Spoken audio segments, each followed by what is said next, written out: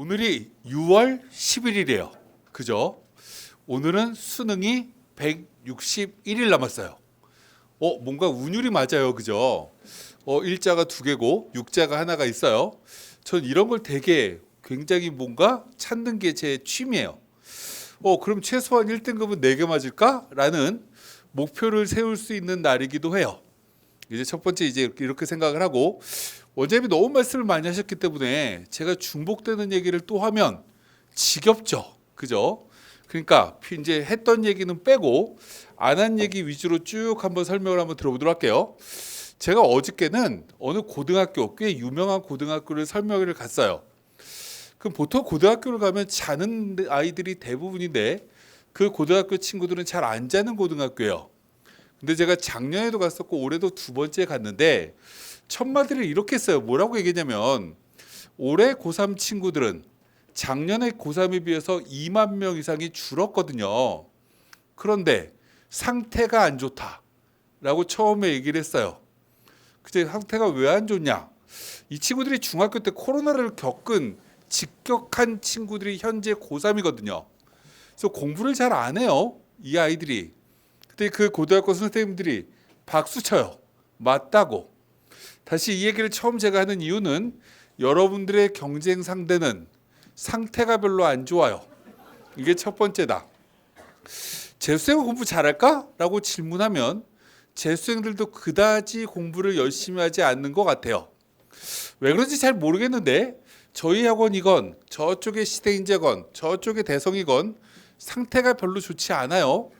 그럼 다시 얘기하면 우리가 올해 공부할 때 조금 괜찮겠구나 라고 생각하시면 되고, 여기에 기름을 붓는 건 내일부터 시작되는 뭔가가 있어요. 그죠? 축구죠. 그죠? 그래서 여학생들은 별로 관심이 없겠지만 남학생들은 젠장 저거 봐야 되는데 내일 10시에 TV 틀어달라고 하는 분들도 있을 거예요. 그럼 실제로 이제 상태가 점점 안 좋아지죠. 그래서 조금만 우리가 뭔가 욕심을 조금 부리면 기회는 만들어진다. 월드컵은 4년에 한 번씩 합니다. 그럼 여러분들은 최소한 아마 20번은 더 볼 수 있을 거예요. 100살은 사실 테니까. 그러니까 기본적으로 한 번쯤 안 봐도 되고요. 기본적으로 그 얘기를 첫 번째 하면서 안 나오나 보다 이거. 안 나와서 그럼 기본적으로 나눠드린 게 있으니 나눠드린 것 같고 다 설명을 드릴 필요가 없을 것 같고 그냥 쭉 몇 가지만 기본적으로 얘기를 한번 해보도록 할게요. 제가 이 설명회를 지금 고3 설명회, 재수생 설명회를 5번을 했어요. 5번을 했기 때문에 그냥 거의 다 외우니까 나오는구나. 그럼 불을 꺼주세요. 그럼 기본적으로 하나씩 필요한 것만 쭉 설명을 들어보도록 할게요. 원장님이 과거에 정말 유명했던 국어 선생님이에요. 지금은 이제 워낙 연식이 오래되셔서 여러분들은 인정 안 할 수도 있지만 예전에 정말 온라인이 막 이렇게 등장하기 전에 정말 유명했던 분입니다. 근데 어찌됐건 전 요즘에 국어 선생님이 유명한 사람이 누구지? 라고 질문하면 저희 회사에 민철이 있고요. 저쪽에 승리가 있고요. 또 이제 키 작은 애가 또 요즘 막 떠요. 기본적으로 옛날에 조금 유명했던 친구가. 그럼 제가 이 얘기를 왜 하냐면 대부분 친구들이 이걸 들어요. 근데 제가 이제 마지막으로 첫 번째 얘기하고 싶은 게 뭐냐면, 우리가 공부할 때 제일 중요한 게 뭘까라고 질문하면 국어를 성적을 올려야 되는 거죠. 그럼 국어부터 시작을 한번 해보도록 할게요. 저는 과거부터 이런 얘기를 되게 많이 해요. 국어 선생님은 시험 문제가 어려울 거다 쉬울 거다라는 얘기를 잘 안 해요. 국어 선생님은 항상 어렵길 바라죠. 그래야 그 다음에 애들이 국어 공부를 더 하겠다고 자기 수업을 더 들으니까. 근데 저는 통계로 접근합니다. 통계로 접근하는데 우리 지금 현재 수능은 6년째예요. 2022 수능부터가 현재 수능의 엄매 화작을 선택한 수능이었는데, 제가 2022 처음 수능 볼 때 친구들한테 이런 얘기했어요. 지금 유튜브로도 있어요. 우리나라 수능은 희한하게 제도가 바뀌면 국어가 어렵더라. 제가 이렇게 얘기했어요. 이거는 과거 수능 때 그랬기 때문에 제가 얘기한 거예요. 그랬더니 놀랍게도 그때 1등급이 83점 엄매 기준으로 시험 문제가 나옵니다. 전국에 다 맞은 애가 60명밖에 안 나와요. 그때 수험생이 60만 명이었거든요. 그럼 이건 1%도 아니고 0.1%도 아니고 0.01%예요. 이게 만점 받은 인원. 그때 수학은 2,700명이 넘게 만점이었거든요. 시험 문제 이렇게 어렵게 딱 나오고 나니까 기분이 되게 좋았죠. 저는 역시나 어렵네. 그 다음에 친구들한테 또 얘기합니다. 뭐라고 얘기를 했냐. 평가원은 사람이 아닌데 감정이 있는 것 같다. 전년도 어려우면 그 다음에 미안한 감정이 드는지 갑자기 쉽게 내더라. 그래서 아마 올해 쉽지 않을까? 라고 얘기했더니 또 맞췄어요. 그때 1등급이 92점으로 엄매 기준으로 화작 기준으로 95점으로 올라갑니다. 그 다음에 또 얘기했죠. 야, 이러면 다시 도돌이표다. 또 어려워진다. 그래서 이제 정리하면 최근 5년 동안의 국어는 83, 92, 84, 92, 85 이게 1등급 컷이에요. 그럼 올해는 몇 점일까요? 라고 하면 제가 얘기 안 해도 대충 92점이겠는데 딩동댕입니다. 아마 이렇게 나올 거예요. 제가 작년에 여기 와서도 똑같이 얘기했어요. 어려울 거다 올해. 85점 금방 나올 거다. 저는 통계를 하는 사람이기 때문에 통계로 접근합니다.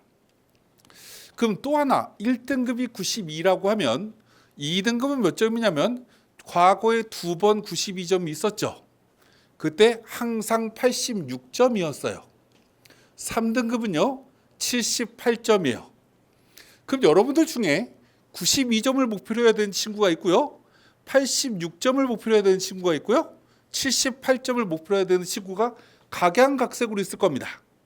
그럼 여기서 이제 얘기를 한번 해보도록 하죠. 2등급이 목표예요. 86점. 어떻게 해야 되죠? 그러니까 제가 물어보면 친구들은 민철이 수업 듣는데요. 대종이 수업 듣는다고 하고 승리가 좋대요.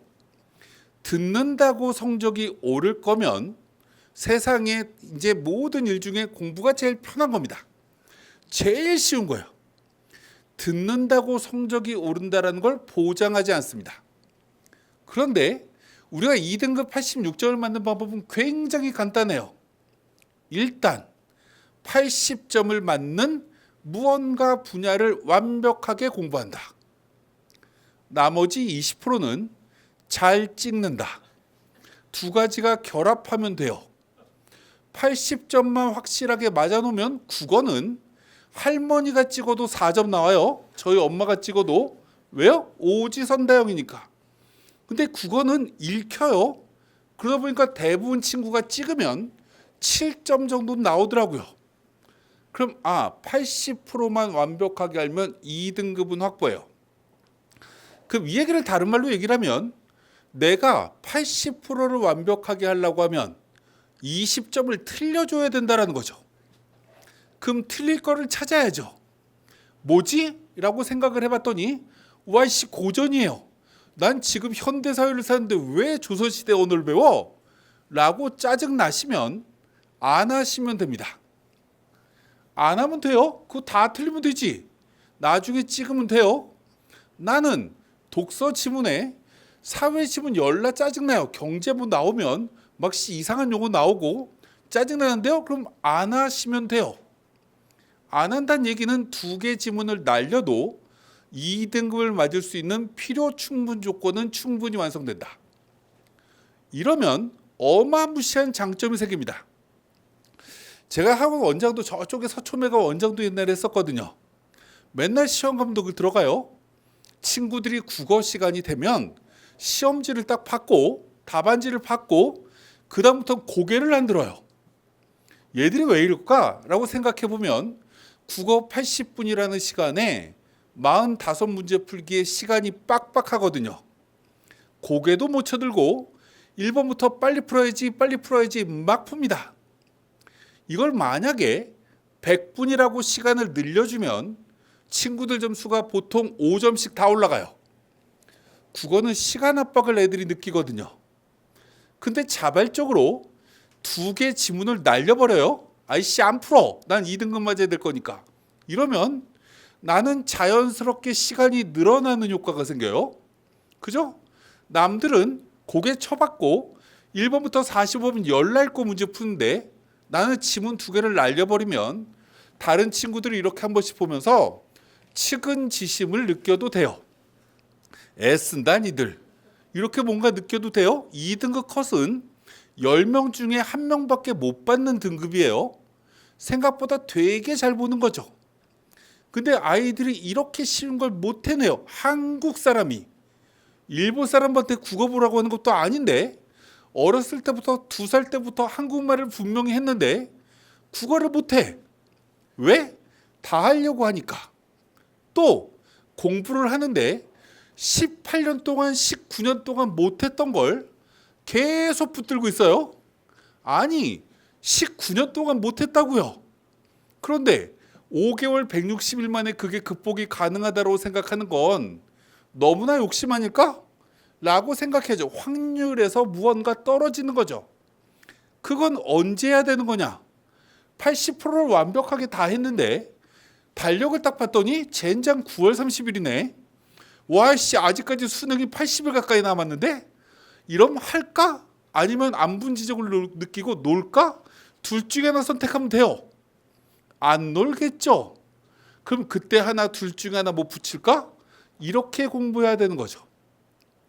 이게 성적을 올리는 방법인데 대부분의 친구들은 1번부터 45번까지를 다 공부하려고 애쓴다. 전 이게 문제인 것 같아요. 첫 번째 국어. 두 번째 수학을 또 한번 예를 들어보도록 할게요. 수학을 어떻게 공부하지? 라고 아이들을 가만히 보면 되게 재밌습니다. 저도 아이를 키워요.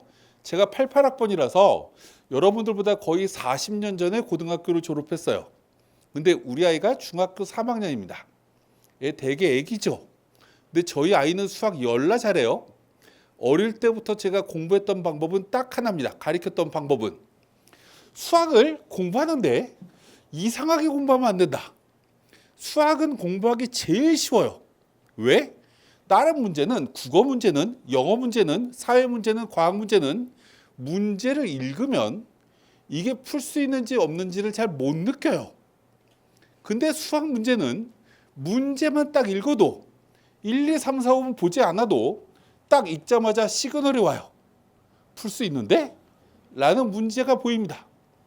좀 하는 친구는 1번부터 12번까지는 그냥 아이씨 손 안 들고 풀어도 돼 라고 느낌이 들어요.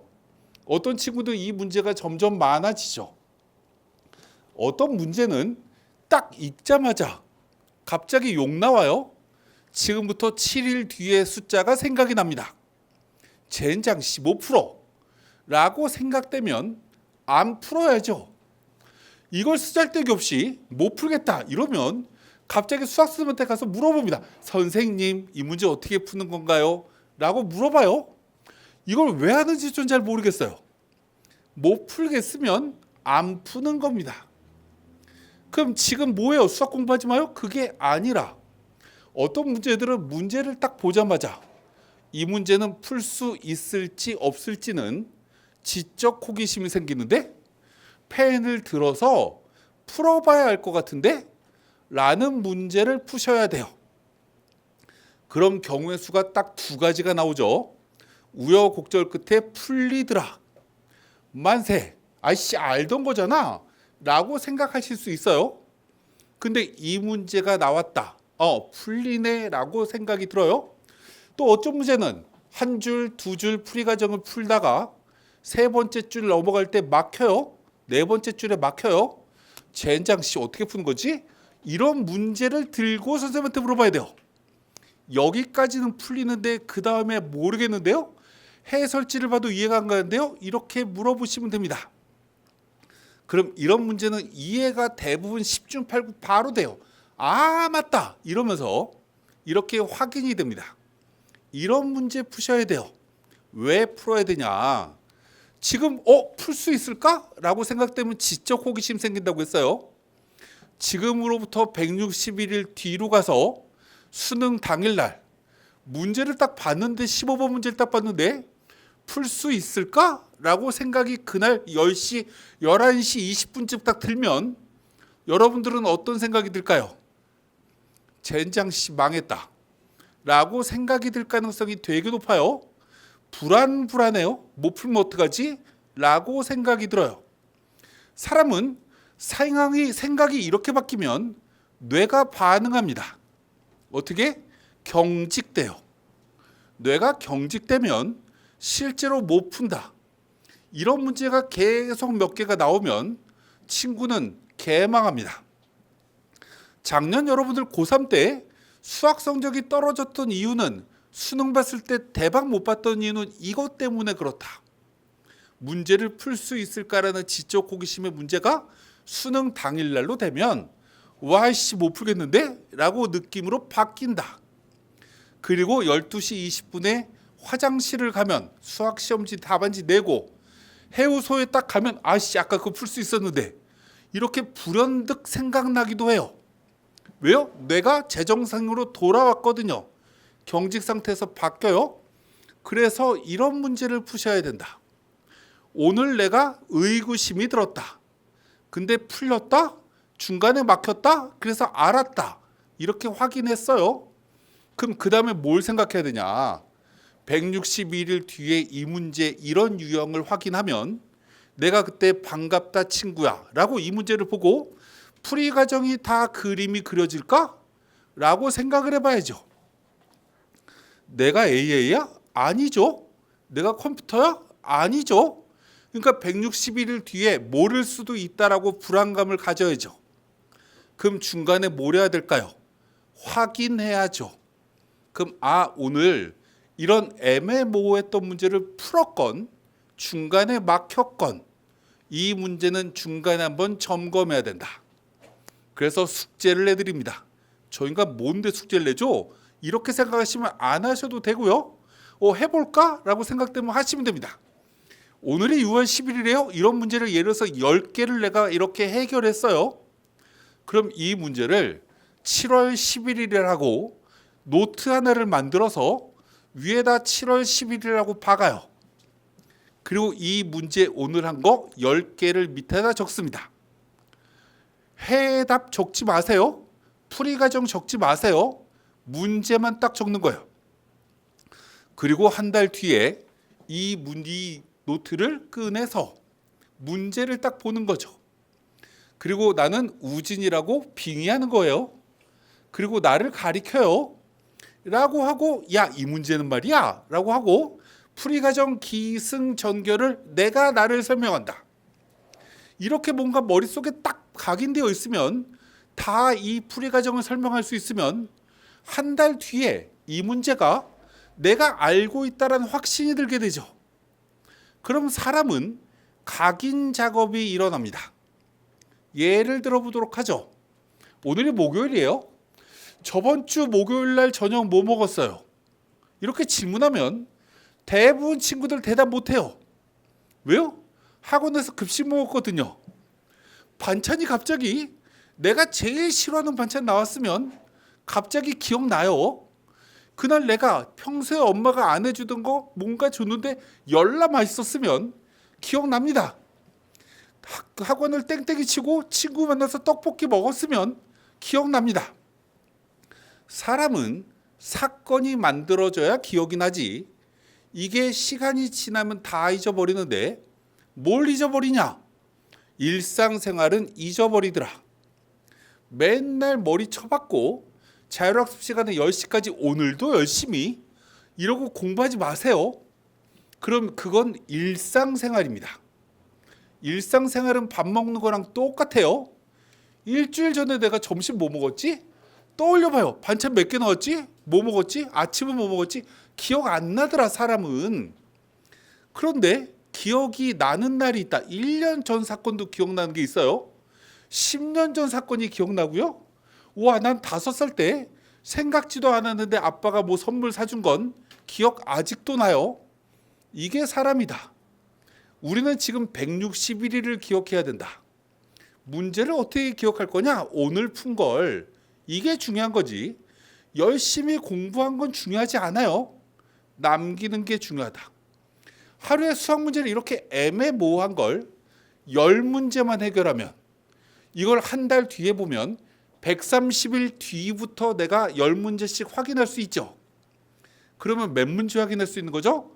1300문제 해결할 수 있는 거예요. 이렇게 지금부터 10문제씩 기록해 나가면 내가 애매모호했던 걸 1300개를 내가 해결하면 수학 점수가 몇 점이 오를까요? 제 조카애는 40점에서 시작해서 1월 달에 11월 수능에 96점으로 올라갔어요. 걔는 딱 이거 몇 개씩 했냐면 15개씩 했어요. 며칠 동안? 280일 동안. 그럼 지금 여러분들도 기본적으로 나 40점인데 이러면 80점까지는 올라갈 겁니다. 기본적으로 무언가 공부를 하려고 하면 제대로 하셔야 된다. 열심히는 제대로가 아니에요. 잘하는 게 제대로인 거지. 이렇게 무언가 고민하자. 그 다음 얘기를 또 한 번 해보도록 할게요. 사회과학도 똑같습니다. 아까 원장님이 사회에서 과학으로 바꿀까 말까 고민하는 친구들이 있다고 했는데 바꿀 거면 바꾸시면 됩니다. 왜 바꾸지? 라고 질문하면 과학을 시험했는데 개망했어. 이거 사회로 바꾸면 성적 올릴 수 있다라고 확신 들면 바꾸셔도 돼요. 근데 무슨 과목 바꾸죠? 라고 질문하면 저는 모르겠어요. 무슨 과목 바꾸면 좋은지. 근데 이런 친구한테 제가 뭐라고 얘기를 했냐면 사회는 외우면 되는 과목이 있고 이해해야 되는 과목이 있어. 생활과 윤리는, 사회문화는, 경제는, 정치와 법은 교과서를 기반으로 응용 문제가 나와. 이런 걸 잘할 수 있는 친구가 있고 이거 못하는 친구가 있어. 그런데 세계사든 동아시아사든 이런 과목은 그냥 외워버리면 돼. 교과서. 역사가 바뀌어? 안 바뀌어.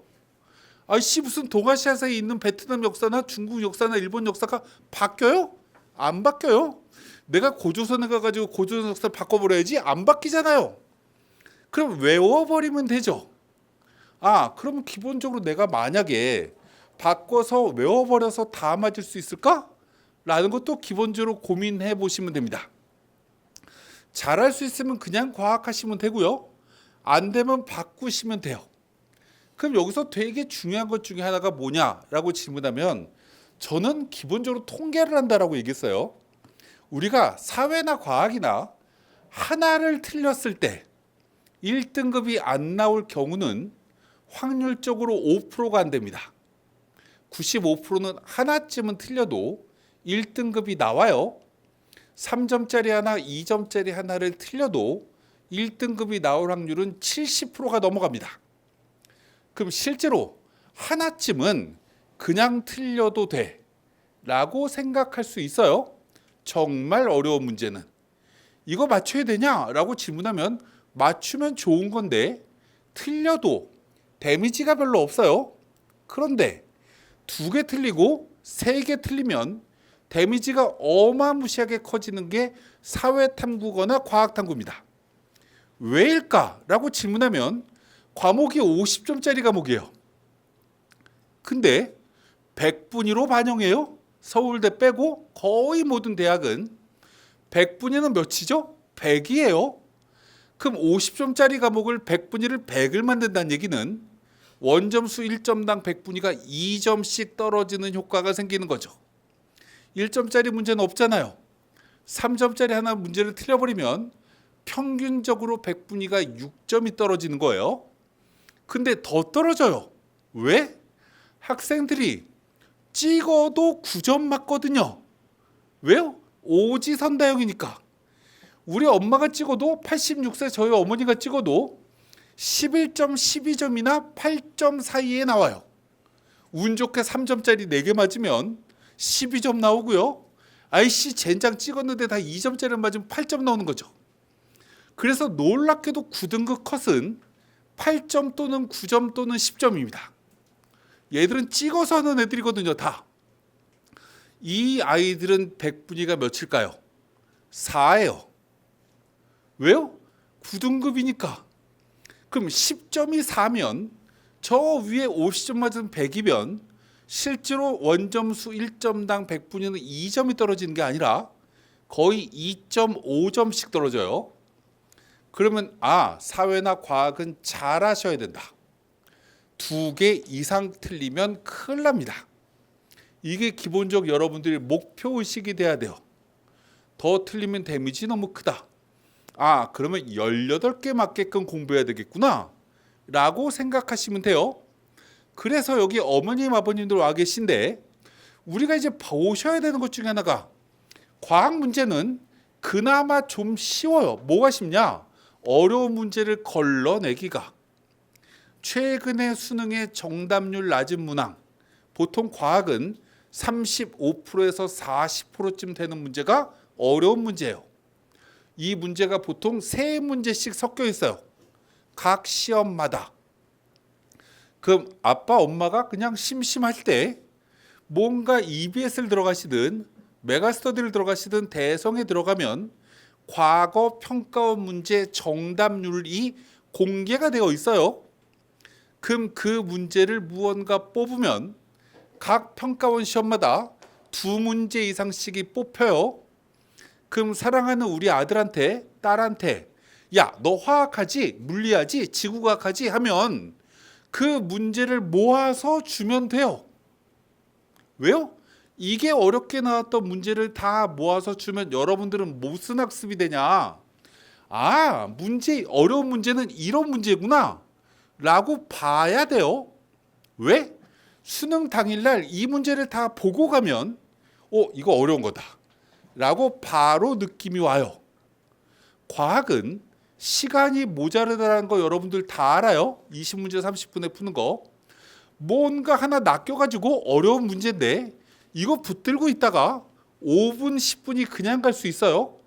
그러니까 과학하는 친구들은 내가 어려운 문제가 과거 2022학년도부터 수능 문제를 6월 모의평가 문제를 9월달 모의평가 문제를 한 번쯤 쭉 이렇게 읽어보시는 여가 생활을 가져라. 그리고 이 문제는 안 푼다. 이렇게 생각하시면 됩니다. 그럼 기본적으로 무언가 공부하기가 되게 편합니다. 제가 이걸 계속 누르는데 안 넘어가서 지금 안 보고 계속 하는 거예요. 그냥 밑에 내려가서 잠깐 넘겨보고 필요한 것만 얘기하도록 할게요.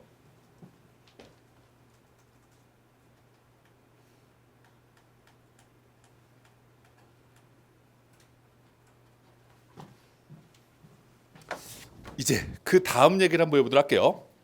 뭐 보셔도 되고 안 보셔도 되고 맨 오른쪽에 광운대라는 대학이 있어요. 광운대를 저는 다른 말로 뭐라고 얘기하냐면 아주대보다 한 단계 성적이 낮은 대학이라고 얘기합니다. 보통 광운대나 아주대나 큰 차이가 없어요. 100분이 80에서 87 정도가 자연계 지난해 합격자 성적이었다. 다시 얘기하면 중간값은 83.5쯤 되는구나. 광운대 중간학과는. 그게 화학공학과일 수도 있고요. 뭐 등등의 학과가 요쯤 됩니다. 그럼 여러분들이 이런 생각을 하지 마세요. 어떤 생각을 하냐. 6월달 모의고사를 봤어요. 그리고 여러분들은 무슨 점검을 하냐면 이 성적이 만약에 수능 성적이라면 어디 가지? 라고 이렇게 확인을 자꾸 하세요. 확인을 했더니 예를 들면 수원대인데? 라고 확인할 수 있죠. 예를 들면. 그럼 여러분들은 기분이 좋을까요? 안 좋을까요? 안 좋겠죠. 젠장. 그럼 그때부터 고민이 시작돼요. 어떡하지? 그럼 수시원서 좀 높였어야 되는데 이런 고민하십니다. 지금은 이런 고민하지 마세요. 예를 들어볼게요. 수원대 가려면 100분이 몇쯤 되면 되죠? 라고 질문하면 100분이 70쯤 맞으면 갑니다. 국어 100분이, 수학 100분이, 탐구 100분이, 영어 100분이, 탐구 한 과목이에요. 이렇게 뭔가 만들면 돼요. 그럼 이걸 다른 말로 얘기하면 나는 만약에 6월 달에 100분위가 70, 70, 70이야. 영어는 2등급이야. 이러면 수원대는 그냥 가는 겁니다. 근데 만약에 이 친구가 제가 아까 뭐라고 그랬냐면 그냥 세계사 선택해갖고 다 맞아버릴까? 이러면 세계사는 100분위가 100으로 올라가죠. 그죠? 99, 98까지는 올라가요. 수원대는 100분위 반영하는 대학이거든요. 나머지 성적이 고정값이라도 70, 70, 100을 받으면 합치면 100분위가 몇이 되죠? 240이 돼요. 산수 잘 하시죠? 저보다 연식이 어리시니까 머리가 팽팽 돌아갈 거예요. 240이에요. 평균 에버리지 80이 됩니다. 그 이 친구는 어디 가나요? 라고 저한테 질문하면 이 바로 옆에 있는 경기대는 간다. 가천대쯤 갈 수 있는 성적이 나옵니다. 다시 얘기하면 국어나 수학 성적은 그대로 70을 고정값으로 해도 탐구 하나만 점수를 확 올리면 이게 대학 레벨이 한 단계가 점프가 돼요. 그럼 여기서 중요한 포인트가 뭐냐? 잘할 수 있는 과목을 올리셔야 돼요. 나는 지금 160일 동안 무슨 과목 공부하는 게 제일 성적이 많이 오를까를 기본적으로 고민하셔야 된다. 또 나는 이 공부를 할 때는 노동의 강도가 약한 것 같아 라고 생각되는 과목이 또 공부할 때 제일 좋은 과목입니다. 자꾸 어떤 책 피면 자꾸 욕 나와요. 그럼 하지 마세요. 우리가 지금 여름방학 동안에 중요한 건 성적을 먼저 올리는 게 중요한 거죠. 9월 2일 날 모의평가 볼 때까지 성적을 올리는 게 중요한 건데 자꾸 뭔가 17 다음 숫자를 외치면서 책상에 앉아있으면 공부하기가 점점 싫어져요. 지금은 이 무더위 아직 무덥지 않지만 올릴 수 있는 과목 공부하셔야 된다. 첫 번째. 두 번째 아까 얘기했지만 국어 70에 100분이야 라고 얘기를 하면 3등급 컷이 아까 뭐라 하냐면 78점이라고 했어요. 3등급이 100분위가 77이죠. 그럼 70에 100분위는 실제로 원점수가 75점쯤 되는 수능인 겁니다. 그럼 아까 얘기했지만 75점에서 몇 점까지 올려야 되지? 라고 고민하시면 돼요. 우와 85점까지 올리고 싶은데 이러면 2등급까지 가는 거죠. 저기까지 어떻게 올리지? 이렇게 생각해야 되는 게 아니라 75에서 80 올리는 건 3점짜리 2개 2점짜리 2개를 더 맞으면 원점수가 10점이 올라가는구나. 100분위는 무려 19점이 올라가. 뭘 맞을 거냐? 찾으셔야 된다. 그냥 열심히 하면 기적이 일어나겠지? 이렇게 생각하시지 마라. 이게 여러분들한테 부탁드리는 거. 광운대에서 고려대까지 올라가는 거 생각보다 어렵지 않습니다. 몇 문제만 더 맞으면 돼요. 과목별로. 고려대 간 애들도 작년 입시 결과 보면 100분위가 94밖에 안 돼요. 평균 에버리지가 중간값이 중간 학과가. 그럼 이 얘기를 다른 말로 얘기하면 국어 쉬운 수능일 때 92점일 때 몇 점 맞으면 되냐면 90점만 맞으면 돼요. 수학 1등급 보통 88점일 때 84점 맞으면 되고요. 탐구 2개씩 틀리면 다 100분위 94 이상으로 나옵니다. 그럼 도대체 몇 개를 틀려야 되는 거야? 숫자로 되면 국어 5개, 6개 틀려도 되고 수학 일단 4개 틀리고 탐구 과목별로 2개 틀리면 두 손가락으로 셀 수 없을 정도로 틀릴 개수가 확보가 된다. 틀려주시면 됩니다.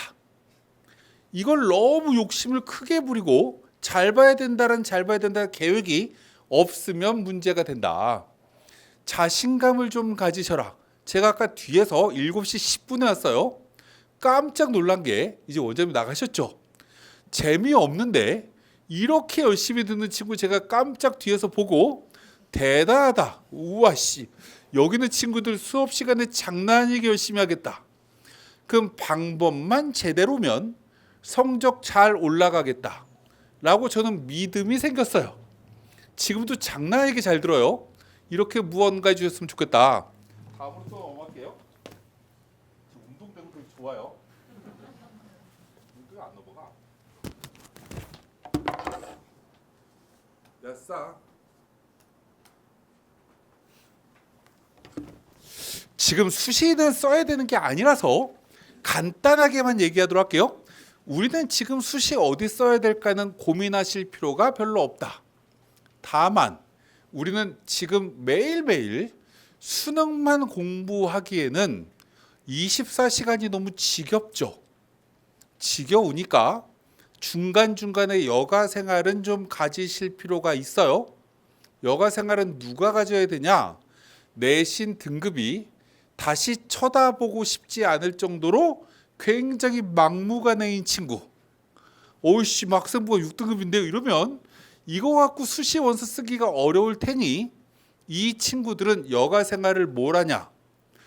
그냥 가끔씩 대학의 홈페이지에 들어가서 논술 문제를 다운받아서 확인해 보시면 됩니다. 논술 문제를 볼 때 처음에 목표하는 대학부터 보지 마세요. 나 요번에 평균 에버리지가 70에 100분인데 나 호랑이 대학 가고 싶은데 이러고 저쪽에 고려대학교 논술 문제를 딱 보면 갑자기 마음이 침울해져요. 아씨 코너 나가서 놀다 올까? 이런 생각이 든다. 왜? 시험 문제가 열나 어렵거든요. 그러시면 안 된다. 대학을 논술에 현실적으로 조금 낮춰서 한번 보는 거예요. 예를 들면 100분이 70쯤 되는 친구가 좀 낮춰서 볼까? 저쪽에 걸어서 다닐 수 있는 학교가 어디지? 아주대구나. 그럼 아주대 논술 문제를 한번 보시거나 저쪽에 경희대 국제 캠퍼스에 있는 논술을 보시거나 보세요. 보셔서 한번 써볼까? 라고 생각하면 돼요. 왜? 난 지금 여가 생활을 영위하고 있으니까 수능만 어떻게 계속 공부해 24시간을. 그러니까 잠깐씩 무언가 하루에 30분이든 무언가 일주일에 2시간이든 시간 확보해서 논술 문제를 좀 보자. 경희대 논술을 딱 봤더니 어라? 이거 해볼 만할 것 같은데? 라고 생각하면 킵을 해놓으시면 됩니다. 여기 나중에 한번 써볼까? 라고 생각하시면 돼요. 경희대학교 논술 전형의 수능 최저는 2개 5예요. 하나 2, 하나 3. 열나 맞추기 쉬운 거예요. 왜? 정시로 들어온 애들은 보통 국어 2등급, 문과로 따지면 수학 4등급, 영어 2등급, 탐구 2등급 애들이 들어와요. 세계 2등급쯤 되는 애들이 들어오는 게 정시인데 수시는 2개 5를 요구하는데 작년의 통계 평균 경쟁률이 70대 1인데 수능 최저 못 맞춘 애들이 50%가 넘어요. 저는 무슨 생각으로 거길 썼는지 모르겠어요. 친구들이 2개 5도 못 맞춰서 맞추겠죠. 여러분들은 맞추는 대학교 쓰셔야 되니까 기본적으로 내가 맞출 수 있는 대학교 확인하시고 논술 문제 한번 보자. 왜? 생각보다 논술로 붙는 게 어렵진 않습니다. 근데 대부분 친구들이 그냥 논술 문제가 어떻게 생겼는지도 모르고 난 이 대학교가 목표야. 이 대학쯤 쓰면 되지 않을까? 이런 생각을 가지시니까 붙는 친구들이 되게 적은 거예요. 그러니까 한 번쯤 논술 문제를 좀 보시는 시간은 확보하셨으면 좋겠다. 첫 번째. 두 번째입니다. 논술을 6개를 다 쓸 수는 없어요. 그러면 오토바이 타고 다녀야 돼요. 논술 시험 보러 다닐 때. 너무 위험하니까 그러시면 안 되고 맨 왼쪽에 교과 전형은 나중에 원서를 좀 써셔야 된다. 그럼 예를 들어보도록 할게요. 교과를 쓰라고요? 이렇게 얘기하실 수 있어요. 근데 종합은 쓰시면 안 돼요. 작년에 내가 어떤 대학교를 썼는데 1차 합격했어. 이런 대학 말고 이 학생부 종합을 높여서 쓰면 가능성이 별로 없다는 건 여러분들이 피부로 아실 겁니다. 경쟁률이 거의 30대 1에 육박하기 때문에 얘는 기본적으로 그런데 이 교과 전형은 이변이라는 게 일어나요.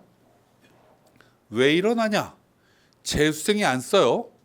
그리고 과고 애들 안 쓰고요. 외고 애들 안 쓰고요. 명문 고등학교라고 하는 생각되는 애들도 원서를 안 쓰는 게 교과예요.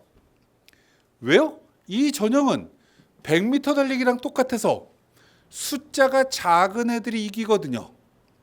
숫자가 작으려고 하면 친구들이 뽀로로야 됐거든요. 노는 애들이 많은 고등학교들이 절대적으로 유리한데 명문고등학교 다니는 애들은 당연히 안 쓰죠. 이 전형을. 그런데 이 전형은 수능 최저가 있어요. 그래서 이걸 못 맞춰요. 아이들이 상당수가. 그래서 작년에 빵꾸 난 대학은 연대 약대가 최상위권 대학 중에서 빵꾸 났어요. 2등급 넘어가는 애가 합격을 했어요. 왜요? 작년에 그 전년도에 커트라인이 1.1이었거든요. 1.1이었다가 2등급으로 떨어져요. 왜요? 1.1이라는 숫자가 너무 좋아 보이니 애들이 1.1 넘어간 애들이 안 쓴 거죠. 그런데 작년에 아이들이 원서를 썼는데 1.1 안쪽에 있는 애는 다른 의대도 붙어요. 그러니까 빠져나가고 중간이 없으니 2등급 애가 붙은 거죠. 우리나라 역사상 가장 빵꾸가 심하게 났던 대학은 저쪽의 서강대학교예요. 언제냐면 2024학년도에 몇 등급이 붙었냐면 7등급이 붙었어요. 7등급이 무슨 전형으로? 교과 전형으로. 무슨 과예요? 경영학과에. 지식융합 미디어학과, 신문방송학과에 붙었어요. 기본적으로 쓸 수 있으면 써야 됩니다. 이 옆에 있는 경희대학교가 2025학년도에 4등급대 아이들이 들어간 학과가 6개인가 돼요. 조리학과 등등. 조리학과가 그 전년도의 커트라인이 1.6등급이었어요. 미친 거죠. 무슨 요리사 되는데 내신이 1.6등급 애들이 들어가요? 이게 TV에서 맨날 요리만 나오니까 애들이 요리사 되겠다고 경희대 조리학과가 서울대잖아요. 조리학과에서는. 그러니까 거기를 다 들어간 거예요. 근데 그 다음 애들이 보니까 1.6은 너무 공포스럽잖아요. 그러니까 거기를 안 써서 4등급대가 붙어요. 이게 교과입니다. 그래서 여러분들이 나중에 9월달 이전에 8월달쯤에 그냥 또 여가 생활에 또 하나 해주셔야 되는 것 중에 하나는 뭐냐면 대학들의 입시 결과가 여기 지금 이렇게 중간에 물결 표시로 해놨는데 앞에 과가 내신 성적이 제일 좋았던 학과고요. 맨 뒤에 있는 게 입시 결과가 제일 안 좋았던 학과예요. 이 옆에 있는 경희대가 1.5부터 2.36 등급까지 이렇게 볼륨이 나와 있다라는 얘기는 어떤 학과는 1.5가 들어갔는데 어떤 학과는 2.36이 들어갔대요. 그럼 2.36인 학과가 학과 수준이 낮은 학과냐? 까보면 그렇지 않아요. 작년에 빵꾸 난 겁니다. 이 학과 왜 빵꾸 났냐라고 질문하면 그 전년도 2025학년도 입시 결과가 너무 좋았어서 그래요. 이렇게 무언가 돌아다닌다. 매년 뭔가 시속 게임을 하는 게 교과 전형입니다. 그래서 나중에 무언가 여가 생활이 있으면 중간에 8월 달쯤에 엄마한테 이렇게 얘기하시면 돼요. 내가 학교 가는 건 창피하잖아요. 왜 이 전형 교과 전형은 여러분들 대부분 아시겠지만 추천서 필요해요. 그럼 모교에 가셔가지고 선생님 추천서 써주세요 라고 얘기하려면 짜증나잖아요. 그럴 때 있으라고 엄마가 있는 거예요. 그럼 엄마든 아빠든 거기 이제 가서 야 작년 담임선생님 만나서 우리 아이가 지금 재수하고 있는데 여기 한 잔만 주세요라고 얘기하시면 돼요. 받기 어려운 받을 수 없는 학교는 고려대 연세대예요. 왜? 고3만 지원이 가능하거든요. 그럼 그 학교 빼고 나머지 대학교 달라고 얘기하시는 기회도 만드셔야 된다. 8월 20일쯤 가셔야 됩니다. 왜? 여러분들 작년 기억을 하면 그때쯤 수시 6장 쓸 때 교과 추천서 이제 나눠준다고 막 그랬어요. 그러니까 그 시기쯤 찾아가셔서 받으려고 노력하시면 된다. 이제 마지막. 이제 수시는 오늘 얘기할 게 아니기 때문에 나중에 또 수시 원서 쓰기 전에 또 만나서 할 얘기가 있을 겁니다. 이제 마무리를 또 하나 얘기를 하도록 할게요. 우리가 기본적으로 제가 쭉 얘기를 했는데 여러분들 재수생이니까 이 생각은 꼭 하셨으면 좋겠습니다. 무슨 생각을 해야 되냐? 고정관념은 가지지 마세요. 고정관념이라는 게 뭐냐? 나는 이과를 갈 거야 라고 하면 대부분의 친구들은 어떤 생각을 하냐면 수학을 잘해야 되지, 과학을 잘해야 돼, 사회 탐구를 잘해야 돼. 물론 맞아요. 문과를 가려면 뭘 잘해야 되죠? 국어를 잘해야 되고요. 그 다음에 탐구 잘해야 되는 게 일반적으로 맞아요. 그럼 이 얘기를 반대로 얘기를 하면 내가 국어를 잘하면 수학이 상대적으로 떨어지면 문과 계열의 학과 가면 돼요. 내가 만약에 국어가 좀 약하고 수학을 잘하고 탐구 성적 괜찮으면 자연계 학과 가면 돼요. 이렇게 얘기하면 또 일부 남학생들은 이렇게 얘기해요. 아이씨 나 전자공학 갈 거예요. 이렇게 뭔가 얘기해요. 근데 수학을 못하는데 전자공학과 가야 되니까 수학 공부를 열라 해요. 이러지 마세요. 할 수 있는 데까지 하는 거예요. 21번 문제를 보고 욕 나오면 풀지 말아야 되고요.